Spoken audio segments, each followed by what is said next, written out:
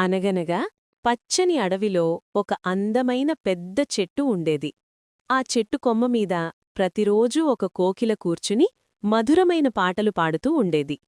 ఆ కోకిల పాటలు వింటే చెట్లు ఊగేవి, పక్షులు ఆగి వినేవి, ఆ అడవి అంతా ఆనందంతో నిండిపోయేది. ఆ చెట్టు కింద ఒక కుక్క కూర్చుని ఉండేది. రోజూ పైకి చూసి కోకిలని గమనిస్తూ ఉండేది. అయ్యో! నేను కూడా కోకిలైతే ఎంత బాగుండేది.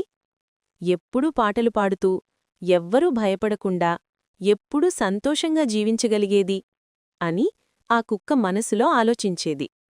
కుక్కకి తన జీవితం నచ్చేది కాదు. రాత్రింభవళ్ళూ కాపలా, ఎండలో వర్షంలో తిరగడం, కొన్నిసార్లు ఆకలి, ఇవి అన్నీ గుర్తొచ్చి బాధపడేది. ఒకరోజు భారీ వర్షం పడింది. ఈదురుగాలులు వీచాయి. చెట్టు కొమ్మలు ఊగిపోయాయి. ఆ సమయంలో కోకిల భయంతో కంపిస్తూ చెట్టుకొమ్మని గట్టిగా పట్టుకొని ఉండిపోయింది. కాని కుక్క మాత్రం చెట్టుకింద ఉన్న ఒక చిన్న గుహలో దాక్కొని సురక్షితంగా ఉండిపోయింది. అప్పుడే కుక్కకు గమనించింది. నేననుకున్నట్టు కోకిల జీవితం అంత సుఖంగా వేదు. దానికీ భయాలున్నాయి, దానికీ కష్టాలున్నాయి. వర్షం తగ్గిన తర్వాత కోకిల కిందికి చూసి కుక్కతో అంది. నువ్వు ఎంత అదృష్టవంతుడివి. నువ్వు నేలపై ఉండటం వల్ల నిన్ను కాపాడుకునే స్థలం దొరికింది. అప్పుడే కుక్కకు ఒక గొప్ప నిజం అర్థమైంది.